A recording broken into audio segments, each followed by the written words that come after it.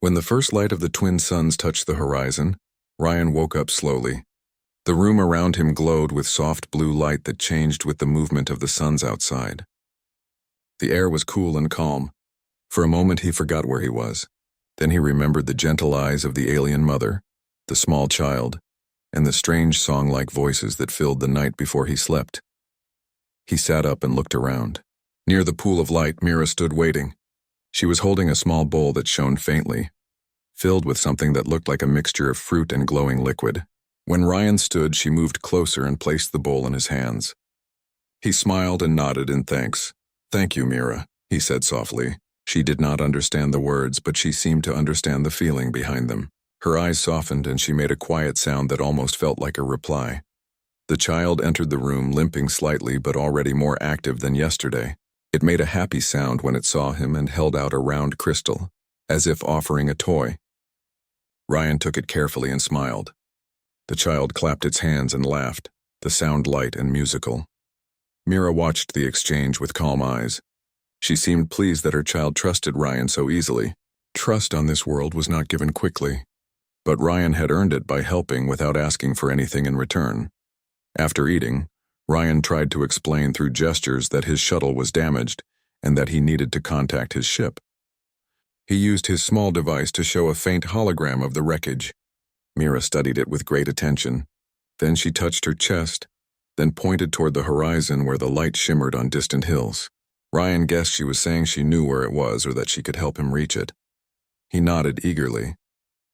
Mira gave a short sound of agreement and motioned for him to follow. The child wanted to come too, but she gently guided it back and spoke a soft phrase that made it stay. They began their journey through the silver plains. Ryan carried his pack while Mira walked with graceful steps that barely disturbed the dust. Her movement looked almost like floating. As they walked, Ryan noticed how she seemed to communicate with her surroundings. Small creatures rose from the ground when she passed, and strange flowers opened briefly as if greeting her. This world seemed alive in a way Earth never was. After some time, they reached a wide ridge that overlooked the valley. From there, Ryan could see the wreck of his shuttle in the distance, half buried in pale sand. Relief washed over him. He pointed and said, "That's it." Mira nodded but did not move closer yet. She seemed to sense something else nearby. The air felt charged. The wind had a hum in it, low but steady. Ryan frowned and checked his small scanner. It showed high magnetic readings, similar to the storm that had caused the crash. He looked at her and gestured that it might be dangerous. She understood and touched her arm where a small crystal band glowed faintly. The light changed color and the air around them became calm again. Ryan was amazed. Somehow she could control or balance the energy around them with that device. When they finally reached the shuttle, Ryan began to check the damage. The outer panels were cracked and part of the communication array was broken. He sighed and looked toward Mira, who was watching silently. He knelt and tried to fix the small transmitter. His hands worked quickly, but when he tried to connect the last piece, a sharp edge cut his palm. A small line of red appeared on his skin. He winced but ignored it, focusing on the task. Mira's eyes widened. She stepped forward quickly and caught his wrist gently. Her touch was soft but firm. She looked at the cut with clear concern. Ryan smiled faintly, trying to show it was nothing serious. "Just a small cut," he said. But to Mira, the sight of red liquid, blood, was something different. On Arena, their bodies did not bleed in the same way. Their energy flowed as light, not fluid. She seemed deeply moved and almost afraid. She touched the glowing band on her wrist again. A small beam of light formed between her fingers and she guided it toward his hand. The light was warm and gentle. Ryan felt a soft tingling as the pain faded and the skin closed. When he looked again, the cut was gone. He stared in amazement. "You can heal." Mira tilted her head, not understanding the word but sensing his surprise. Then she said a word softly, one that sounded like Sana, as if naming what she had done. Ryan repeated it. "Sana." She nodded with a small smile. After a few more hours of work, he managed to restore partial power to the communication device. The signal was weak but enough to send a beacon. He activated it and hoped his ship would pick it up. When he looked up, the suns were already sinking. Mira stood beside him, watching the orange and silver sky. She pointed to the horizon, where lights flickered like stars even before night had come. Her world was beautiful in ways he had never imagined. They sat together on a rock near the shuttle. For a while, neither spoke. Ryan wondered how two beings so different could share such peace. He wanted to tell her about Earth, about blue skies and green forests, about the sound of rain and the smell of oceans.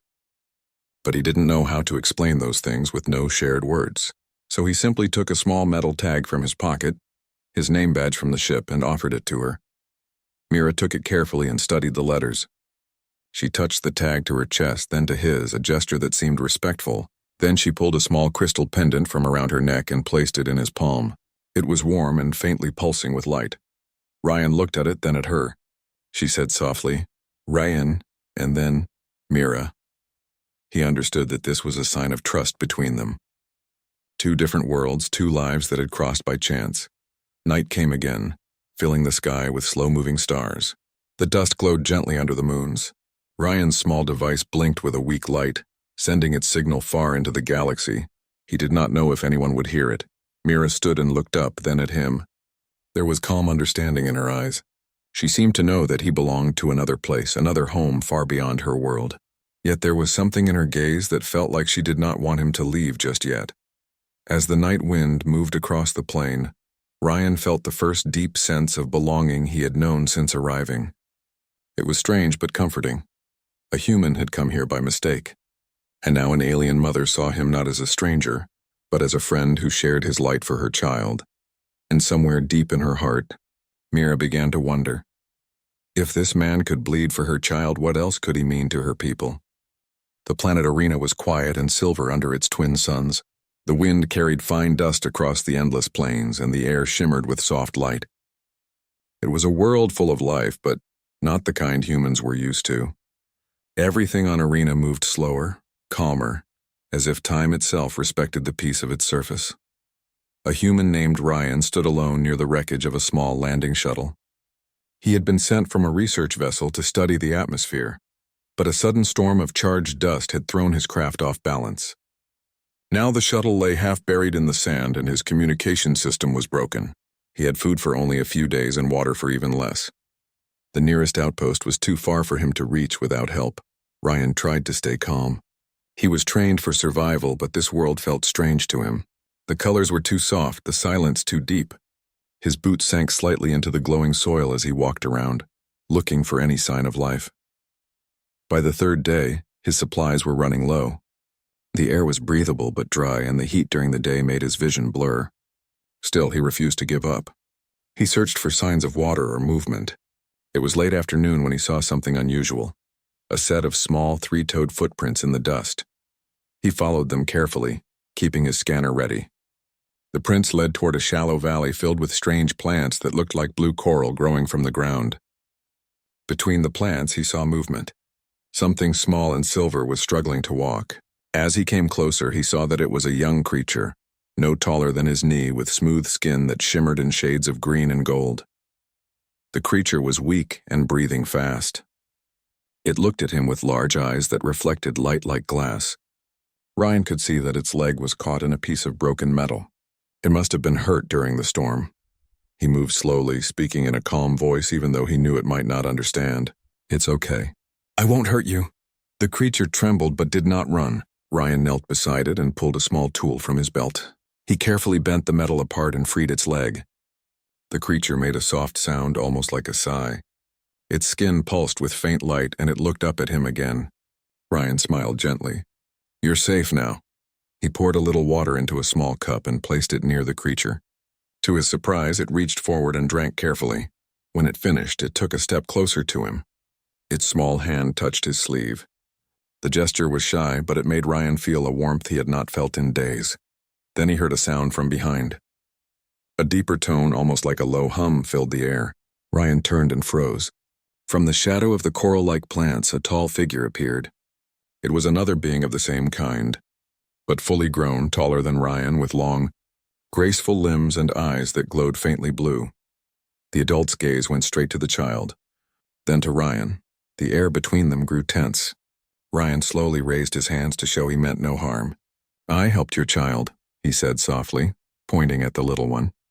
The tall figure stepped closer, studying him. Her skin shimmered like liquid silver, and the faint marks on her face moved as she blinked. She made a sound, soft, melodic, and filled with emotion. The child responded with a happy chirp and ran to her, limping slightly. Ryan watched the reunion with relief. The tall being knelt, touched the child's injured leg, and then looked at him again. This time her expression had changed. There was curiosity, and something that looked like gratitude in her eyes. She spoke a few more sounds, then placed her hand gently on her chest. Ryan understood it as a gesture of thanks. He copied it awkwardly, and she tilted her head as if surprised. For a long moment they just stood there, two beings from different worlds trying to understand each other without words. The alien mother gestured for him to follow. She seemed to realize he was lost and needed help. Ryan hesitated only for a moment before walking behind her. They moved through the glowing valley until they reached a small settlement built from smooth, glass-like material. The buildings curved upward like shells, and everything glowed softly under the fading light. As they entered, other aliens appeared, their eyes wide with curiosity. They whispered in tones that rose and fell like music. Ryan felt nervous, but the mother and child stayed close to him, guiding him to a round chamber in the center. Inside, the air was cooler. The walls shimmered with soft light, and a gentle humming sound filled the space. The mother handed the child to another being and turned to Ryan. She placed her hand over his heart, then gestured to the child's leg, then back to him again. Ryan understood. She was acknowledging what he had done. He nodded and tried to speak slowly. "My name is Ryan," he pointed to himself. "Ryan." She looked at him, then made a sound that almost sounded like Ryan. He smiled and repeated it. Then she touched her chest and said, "Mira." Ryan repeated her name, and she smiled faintly. It was a small connection, but it meant everything in that moment. Over the next few hours, the other aliens brought him food and water. The food looked strange, soft glowing fruits and clear liquid that tasted sweet, but it eased his hunger and thirst. Mira stayed near him, watching quietly. The child, now resting, occasionally looked up and chirped softly when he saw Ryan. When night came, Ryan was given a place to rest near a glowing pool. The light reflected off the walls, casting gentle patterns across the room. As he lay there, he thought about how close he had come to dying just a day ago, and how strange it was that his survival now depended on the kindness of creatures from another world. Before he closed his eyes, he saw Mira standing near the doorway, her figure glowing softly. She was watching him as if making sure he was safe. Ryan closed his eyes with a sense of peace. He didn't know what tomorrow would bring, but he felt something deep inside, something that told him this meeting was not an accident. Somewhere in the vast galaxy, a human and an alien mother had found a fragile bridge of trust, and as the stars of Arena shimmered above the silent plains, the story of their connection quietly began. When the new day came to Arena, the light spread slowly across the silver plains. The twin suns climbed higher, and the world shimmered in soft blue and gold.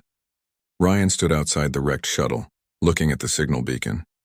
It was still blinking, sending out a faint call into the empty sky. He hoped someone from his ship would hear it soon. Mira stood beside him, her eyes following the movement of the beacon light. She seemed to understand that it was his way of asking for help. The child, who now walked better, ran around them joyfully, chasing tiny glowing insects that floated near the ground. Ryan smiled at the sight. He had begun to feel that Arena was not just strange. It was gentle and full of quiet life. Every sound, every light seemed to have meaning. Mira had shown him how the plants responded to touch, how they shared warmth and energy. The ground itself seemed to pulse faintly, as if the planet was alive and breathing. Mira spoke softly as they walked toward her settlement again. Ryan still could not understand her words, but he had learned to read her tone.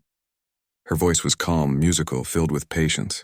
When she pointed at the sky and then at him, he guessed she was asking if someone would come for him. He nodded slowly. "Yes," he said, placing his hand on his chest. "They will come." Mira tilted her head, her eyes reflecting light. She seemed to understand, yet something in her gaze showed a quiet sadness. When they reached the settlement, the other aliens gathered again. Ryan noticed that they all looked at him differently now. They were no longer afraid or distant.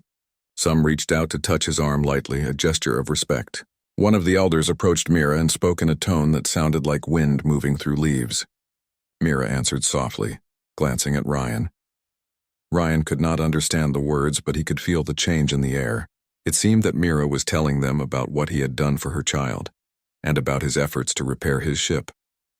The elder placed a hand on Ryan's shoulder and made a sound that carried warmth and approval. Later that day, Mira led Ryan to a wide circular space surrounded by glowing trees. The air shimmered softly, and in the center was a pool of light that reflected the sky. It was not water, but some kind of living energy. She gestured for him to sit beside it. She took a deep breath and began to hum a soft tune. The sound flowed through the air like a wave. It was not a song with words, but a melody filled with feeling. The pool glowed brighter as her voice rose and fell. Ryan felt the sound move through him, calming his heart. Then she stopped and looked at him expectantly. She seemed to want him to join her. Ryan hesitated, then smiled and started to hum gently. His voice was rough compared to hers, but it blended with her melody. Together, the two sounds met and echoed through the glowing trees. The air around them seemed to brighten, and small creatures fluttered out of the branches, drawn by the harmony. When they finished, Mira looked at him with a faint smile. She touched the pool, then his hand, and said softly, "Terran." Ryan repeated the word, unsure of its meaning. Mira touched her chest and said, "Terran Arena." Then she touched his chest and said, "Terran Ryan." Ryan realized it was a word for friend, or maybe something deeper, a connection of souls. He repeated softly, "Terran." Mira nodded and smiled again. As the days passed, Ryan spent more time with Mira and her people. He learned how they lived in harmony with their world. They used the energy from the land to grow food, to heal, to create light. There were no machines, no pollution, only balance. Everything was shared. Ryan helped where he could. He repaired tools, carried supplies, and studied their technology. The more time he spent with them, the more he understood how peaceful their way of life was. He admired it deeply. But as peaceful as it was, he still looked at the sky every night. He missed his ship and his people. He wanted to go home. Mira noticed this each evening. Sometimes she joined him and stood quietly beside him, watching the stars. Her eyes held the reflection of the endless sky, but her face showed something like worry. One evening, as they sat near the glowing pool again, Mira spoke slowly. Her tone was soft, almost questioning. She pointed at him, then at the sky, then placed her hand over her heart. Ryan understood. She was asking if he truly wanted to leave. He hesitated before answering. "Yes," he said gently. "I have to." She looked away, her fingers tracing small ripples across the glowing surface of the pool. The child came running to them, holding a flower that shone like a star. It placed the flower in Ryan's hand and smiled. The gesture filled Ryan with warmth and sadness at the same time. He realized that he had grown close to them, not just because they had saved his life, but because they had accepted him without fear. He was a stranger from a different world, yet they had treated him as one of their own. That night, the beacon finally flashed a new color. Ryan's heart jumped. His communicator picked up a faint message. His crew had received his signal. They were on their way. In 2 days, a recovery ship would enter Arena's orbit. When he told Mira, she understood from his excitement. Her face changed slowly from calm to quiet sorrow. She said nothing but looked at him with eyes that glowed softly under the twin moons. The next morning, she brought him to the same circle where they had sung together. The whole settlement had gathered. The air was filled with light, and the soft hum of their voices blended into one great song. Ryan stood at the center, unsure what was happening, until Mira placed her crystal pendant back into his hand. She said softly, "Terran Ryan." Then she placed her hand over his heart again, the same way she had done when they first met. The others repeated the word Terran in unison. Ryan realized this was their way of saying farewell. It was not a goodbye with sadness, but one filled with peace and respect. Yet behind Mira's calm smile, he could see the pain of losing someone she had come to care for deeply. That night, Ryan could not sleep. He sat outside watching the sky. The stars seemed closer, and the twin moons painted the land in silver light. He turned the small crystal in his fingers. It pulsed gently as if it held a piece of Mira's heart inside. When dawn came, Mira stood beside him again. They did not speak. They only watched the light of the suns rising together.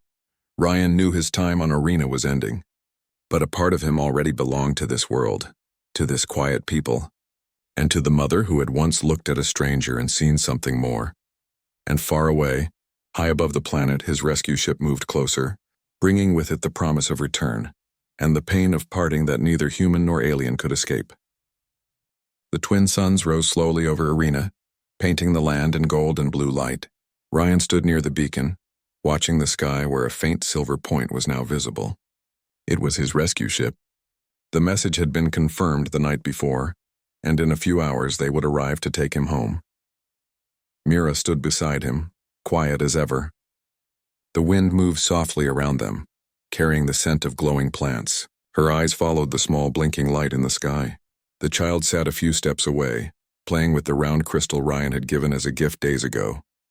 The air between them was filled with silence, not cold or distant, but heavy with something unspoken. Ryan knew this moment would come, yet he had not been ready for how it would feel. He turned to Mira and said softly, "They're coming for me." She did not understand the words, but she understood the tone. Her eyes met his, calm but full of meaning. She placed her hand gently on his arm, then over her heart. Ryan understood the gesture. She was saying she cared even if she could not keep him. He smiled faintly, though his chest felt heavy. "You saved me, Mira. You gave me more than I can ever return." She tilted her head, her eyes shining softly. Then she said his name in her calm, melodic voice, "Ryan." Hearing it made something stir inside him. He looked around at the world that had once felt strange and dangerous but now felt like home. The glowing trees, the gentle hum of the wind, and the faces of those who had welcomed him. It was hard to think of leaving all this behind. The child ran up to him, holding a small bundle wrapped in thin silver fabric. It opened it slowly and showed what was inside, a few bright seeds that pulsed faintly with light. Mira spoke softly, saying something that sounded like Oriental. Ryan understood from her gestures that these were seeds of life from their world, meant to grow wherever they were planted. He held the gift close and whispered, "Thank you." They began walking toward the ridge where the shuttle lay. The settlement slowly faded behind them, its glowing lights blending with the morning haze. Mira walked beside him silently, and the child followed until she gently guided it to stay back. The little one looked at Ryan, its eyes full of sadness, and made a soft sound that broke his heart. Ryan knelt and placed his hand on the child's shoulder. "I'll remember you," he said quietly. "Always." The child smiled faintly and touched his face for the last time before stepping back toward the others. When Ryan and Mira reached the ridge, they stopped. The silver plains stretched endlessly ahead. Above them, the rescue ship grew brighter as it entered the upper atmosphere. Ryan could hear the distant hum of its engines. He felt a rush of emotion, relief, sorrow, and confusion all at once. He looked at Mira. "They'll be here soon," he said softly. "I'll be safe," Mira nodded slowly. Then she took a small crystal from the band on her arm and pressed it into his hand. Her touch lingered for a moment longer than before. She said something softly, the words flowing like music. Though Ryan could not understand them, her tone told him everything. She was asking him not to forget. He closed his hand around the crystal. "I won't," he said. The wind grew stronger as the ship's thrusters broke through the clouds. Dust rose in swirling patterns around them. Ryan took a deep breath. This was the moment he had been waiting for since the crash, yet he felt no joy. When the rescue shuttle finally landed a short distance away, two figures stepped out in bright suits. They waved and began walking toward him. Ryan waved back, but his eyes were still on Mira. She stood still, her silver skin glowing in the rising sun. The wind lifted strands of light from her hair, and her eyes never left his. For a moment, the world seemed to hold its breath. One of the rescuers called out, "Ryan, are you all right?" He nodded slowly. "I'm fine." As they reached him, the rescuers looked past him at Mira. They froze for a moment, unsure. One of them whispered, "Is that a native?" Ryan turned and said, "She's not just a native. She saved my life." The rescuers exchanged glances but said nothing more. They handed him a communicator and started checking his suit readings. Ryan barely listened. He could not take his eyes off Mira. He walked closer to her, ignoring the voices behind him. "Mira," he said softly, placing his hand over his heart. "Taryn." Her eyes brightened slightly. She raised her hand and mirrored the gesture. "Taryn Ryan." He smiled, though his throat felt tight. Then he stepped back slowly as the rescuers urged him toward the ship. Mira followed a few steps, then stopped, her hand still over her heart. Ryan reached the ramp and turned back one last time. Mira stood on the ridge, the wind flowing around her like a soft silver wave. Behind her, the child had come running again, waving with both hands. Ryan raised his hand in return. The ship's engines started to hum louder. The rescuers guided him inside. As the door closed, the last thing he saw through the window was Mira standing in the glowing light, watching him go. Inside, everything felt strange. The air smelled of metal and fuel, not of warm soil and glowing plants. The hum of the ship was steady, but it lacked the gentle music of Arena's wind. One of the rescuers handed him a drink and said, "You're safe now, Ryan. We'll have you home soon." He nodded, but his thoughts were far away. He looked out the window as the planet began to shrink below them. The silver plains, the glowing forests, the soft rivers of light, all fading slowly into distance. As they entered orbit, Ryan pulled the small crystal Mira had given him from his pocket. It pulsed faintly in his palm, still warm, still alive. He held it close to his chest and closed his eyes. For a moment he felt the same soft hum he had felt in Mira's presence. It was as if her world was still with him inside that small crystal of light. The rescuer beside him asked, "What's that?" Ryan smiled faintly. "A promise," he said. "From a friend." He leaned back in his seat as the ship prepared for departure. The stars stretched before him, but none seemed as bright as the twin suns of Arena. He thought of Mira's eyes, the child's laughter, and the calm beauty of the world he was leaving behind. And as the ship moved farther into space, he whispered quietly, "Thank you. Mira, I'll never forget." Far below, on the surface of Arena, Mira stood watching the bright trail vanish into the sky. The child held her hand tightly. The world was calm again, yet her heart felt different now. For the first time she had seen someone from beyond the stars, someone who had shown kindness without expecting anything in return, someone who had bled for her child and in doing so had become part of her soul. The wind of Arena carried a soft hum across the plains. It sounded almost like a human voice, fading gently into the horizon. The human ship moved steadily through the dark stretch of space. Ryan sat by the observation window, holding the small crystal Mira had given him. It pulsed faintly, a quiet rhythm that reminded him of Arena's living plains. The memory of her eyes, her calm voice, and the child's laughter filled his mind. For the first time since leaving, he felt connected to a world far beyond his own.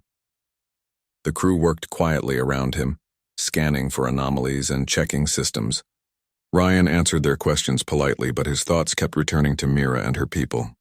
He had crossed worlds, survived storms, and healed wounds, both his own and those of the child. Yet the strongest feeling he carried now was a sense of responsibility, a bond he could not ignore. He reached into his pocket and touched the crystal again.